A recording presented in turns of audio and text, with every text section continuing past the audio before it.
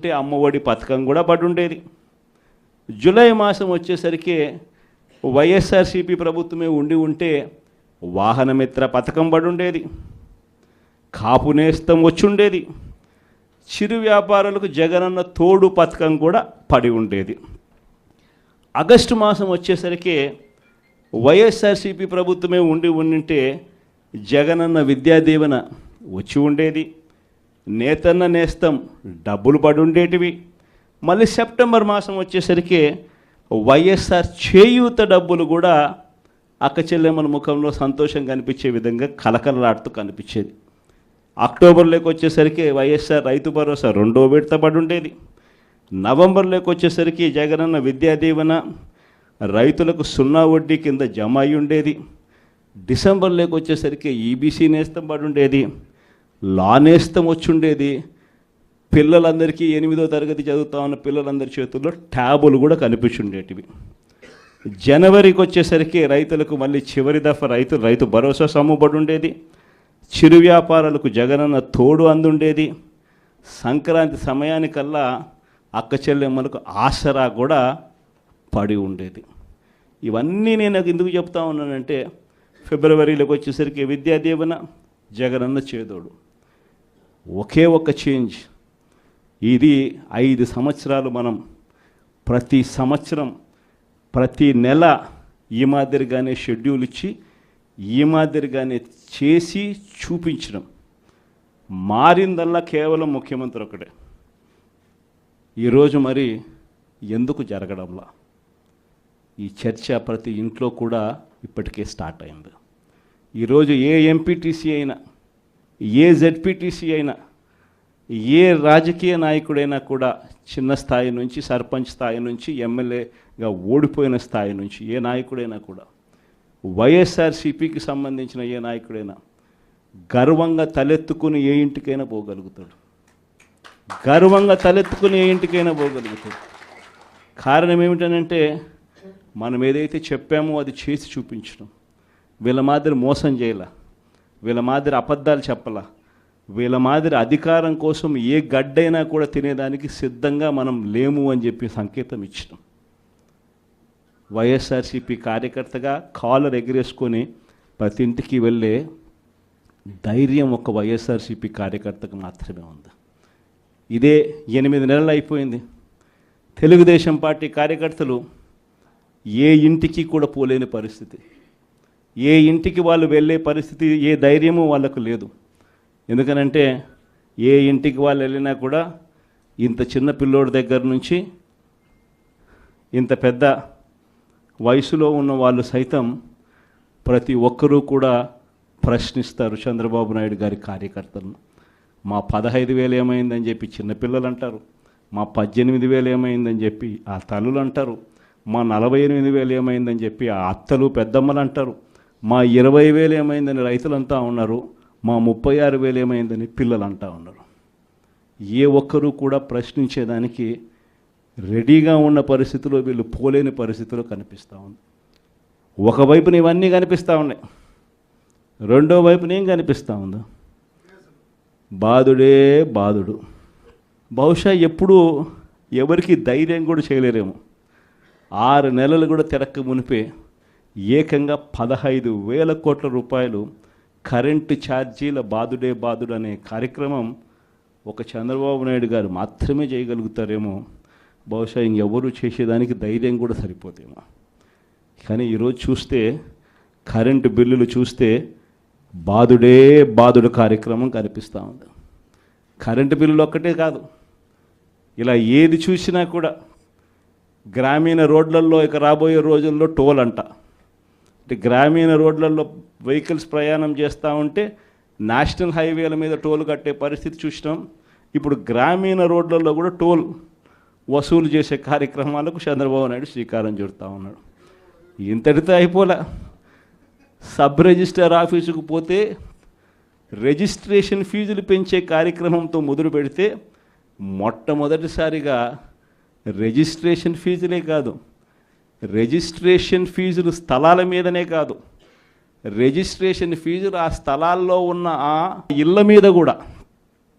మామూలుగా ఇంటి విలువ ఒక 20 ఏళ్ళు స్థలంలో ఒక ఇల్లు ఉంటే 20 ఏళ్ళ తర్వాత ఆ ఇంటి విలువ ఎంత అంటే 0. ఎందుకనంటే ఆ ఇంటికి ఏం విలువ ఉంటుంది 20 ఏళ్ళ ఇల్లు 15 ఏళ్ళ ఇల్లు అని అంటే. కానీ అట్ట కాదు, ఆ ఇల్లు ఉంటే చాలు, ఆ ఇంటికి కూడా మొట్టమొదటిసారిగా రేట్లు వాటికి కూడా పెంచి సబ్ రిజిస్టర్ ఆఫీస్లో ఇప్పుడు విలువ కట్టే కార్యక్రమాలు చేస్తూ ఉన్నారు. ఇలా ఏది తీసుకున్నా కూడా బాధుడుగా అనిపిస్తూ ఉంది. మరోవైపున చూస్తే చదువుకుంటా ఉన్న పిల్లలకు ఫీజులు అందడంలా, చదువుకుంటా ఉన్న పిల్లలకు మామూలుగా జనవరి, ఫిబ్రవరి, మార్చికి సంబంధించిన క్వార్టర్కి సంబంధించిన విద్యా దీవెన మామూలుగా మేలో ఇవ్వాలి, ఏప్రిల్లో వెరిఫికేషన్ చేయాలి, మేలో మామూలుగా ఫీజులు వెనక్కి ఇవ్వాలి, ఫీజులు ఇవ్వాలి ఆ పిల్లల తల్లుల ఖాతాల్లోకి. మనం ఉంటే అదే జరిగేది. జనవరి, ఫిబ్రవరి, మార్చికి సంబంధించి ఏప్రిల్లో వెరిఫికేషన్ చేసి మేలో ఇచ్చే పరిస్థితి. కానీ మొట్టమొదటిసారిగా ఎవ్రీ క్వార్టర్ అంటే ప్రతి 3 నెలలకు ఒకసారి మన హయాంలో చదివించే తల్లిదండ్రుల ముఖంలో చిరునవ్వు చూస్తూ ఏ పిల్లాడి చదువు కూడా ఆగిపోకుండా అడుగులు వేస్తూ ప్రతి 3 నెలలకు ఒకసారి మనం ఫీజులు ఇస్తూ ఉన్న కార్యక్రమం విద్యా దీవెన, వసతి దీవెన కింద మనం ఇస్తూ ఉంటే ఈరోజు మొట్టమొదటిసారిగా జనవరి, ఫిబ్రవరి, మార్చి బాయ్, ఏప్రిల్, మే, జూన్ బాయ్, జూలై, ఆగస్ట్, సెప్టెంబర్ బాయ్, అక్టోబర్, నవంబర్, డిసెంబర్ బాయ్, మొత్తం 4 క్వార్టర్స్కి సంబంధించిన ఫీజులు 700 కోట్లు ఇంటూ 4 అంటే 2800 కోట్లు డ్యూ. వసతి దీవెన కింద మామూలుగా ప్రతి సంవత్సరం ఏప్రిల్ మాసంలో 1100 కోట్లు మనం బటన్ నొక్కి నేరుగా పిల్లల చేతుల్లో పెడతా ఉంటే అది పాయ. మొత్తానికి విద్యా దీవెన, వసతి దీవెన కింద 3900 కోట్ల రూపాయలు చంద్రబాబు నాయుడు గారు ప్రభుత్వం వచ్చిన తర్వాత ఫీజులు అందక మొట్టమొదటిసారిగా పిల్లలు చదువులు మానేస్తూ ఉన్న పరిస్థితి ఈరోజు కనిపిస్తూ ఉంది. మొట్టమొదటిసారిగా ఆరోగ్యశ్రీ పరిస్థితి, నెలకు 300 కోట్ల రూపాయలు ఆరోగ్యశ్రీకి వైఎస్ఆర్సీపీ హయాంలో అమలు చేస్తూ ఏకంగా 1000 ప్రొసీజర్లు ఉన్నదాన్ని 3300 ప్రొసీజర్లకు తీసుకొని పోయి ఏకంగా 25 లక్షల దాకా ప్రతి పేదవాడికి ఉచితంగా వైద్యం అందించే కార్యక్రమానికి శ్రీకారం చుట్టి గొప్పగా ఆరోగ్యశ్రీ పథకాన్ని మనం అమలు చేస్తే, ఆరోగ్యశ్రీయే కాకుండా ఆరోగ్య ఆసరా కూడా ఇస్తూ మనము చేస్తే, ఈరోజు ఆరోగ్యశ్రీకి సంబంధించి ఇప్పటికే చంద్రబాబు నాయుడు గారు ప్రభుత్వం వచ్చిన తర్వాత ఇప్పటికే ఈ 8 నెలల కాలంలోనే ఏకంగా మార్చి నుంచి తీసుకుంటే ఏకంగా 3000 కోట్ల రూపాయలు బకాయిలు ఆరోగ్యశ్రీ. ఏ పేదవాడు హాస్పిటల్కు పోలేని పరిస్థితి, ఏ పేదవాడు హాస్పిటల్కి వెళ్ళినా కూడా నెట్వర్క్ హాస్పిటల్స్లో ఈరోజు ఫ్రీగా పేదవాడికి వైద్యం చేసే పరిస్థితి ఎక్కడా లేదు. ఈరోజు వైద్య రంగానికి సంబంధించిన పరిస్థితి ఇది. వ్యవసాయ రంగానికి సంబంధించి పరిస్థితి చూస్తే ఉచిత పంటల బీమా గాలికి ఎగిరిపోయింది, ఆర్బీకే నిర్వీర్యమైపోయాయి, ఈ క్రాప్ అన్నది కనిపించడంలా, రైతు భరోసా కింద రైతులకు పెట్టుబడి సహాయం కింద మన హయాంలో రైతులకు తోడుగా ఉంటూ రైతుకు అండగా ఉంటూ పెట్టుబడి సహాయంతో తోడుగా అందిస్తూ ఉంటే పెట్టుబడి సహాయం ఇచ్చేది పక్కకి వెళ్ళిపోయింది, ఆయన ఇస్తానన్న 20,000 రూపాయలు గాలికి ఎగిరిపోయింది. అసలు ప్రభుత్వం అంటే ఏమిటి? విద్య, వైద్యం, వ్యవసాయం, ఈ 3 రంగాలతో పాటు గవర్నెన్స్, ఈ 4 రంగాలను చూసుకోవడమే ప్రభుత్వం అంటే బాధ్యత. ఈ 4 రంగాల పరిస్థితి ఈరోజు ఎలా ఉందా? విద్య గాలికి ఎగిరిపోయింది, వైద్యం గాలికి ఎగిరిపోయింది, వ్యవసాయం గాలికి ఎగిరిపోయింది. ఈరోజు గవర్నెన్స్ చూద్దామనంటే రెడ్ బుక్ రాజ్యం జరుగుతూ ఉంది. ట్రాన్స్పరెంట్గా డోర్ టు డోర్ డెలివరీ జరిగే పరిస్థితి నుంచి, ఇంటి వద్దకే పాలన దగ్గర నుంచి ఈరోజు తెలుగుదేశం పార్టీ కార్యకర్తల చుట్టూ తిరగాల్సిన పాలన మళ్ళీ స్టార్ట్ అయింది. ఈరోజు జరుగుతూ ఉన్న గవర్నెన్స్. మరి ఇలాంటి నేపథ్యంలో మనం అంతా కలుస్తూ ఉన్నాం. మరి మీరే చెప్పండి, ప్రజలకు తోడుగా మనం ఉండాలి కదా, ప్రజలకు అండగా మనం నిలబడాలి కదా.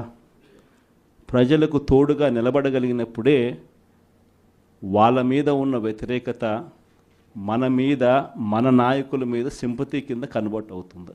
ఈ సంక్రాంతి కల్లా పార్టీ నిర్మాణం, జిల్లా కమిటీలు, నియోజకవర్గ కమిటీలు, మండల కమిటీలు, ఇవన్నీ మీరు సంక్రాంతి కల్లా మీరు అన్నీ కూడా పూర్తి చేసే కార్యక్రమాలు చేయండి. దాని తర్వాత జనవరి, ఫిబ్రవరి నుంచి, జనవరి చివరిలో కానీ ఫిబ్రవరి మొదటి వారం నుంచి కానీ నా ప్రోగ్రాములు కూడా స్టార్ట్ అవుతాయి. నేను కూడా జిల్లాలకు వస్తాను, నేను కూడా జిల్లాల్లోనే నిద్ర చేస్తాను.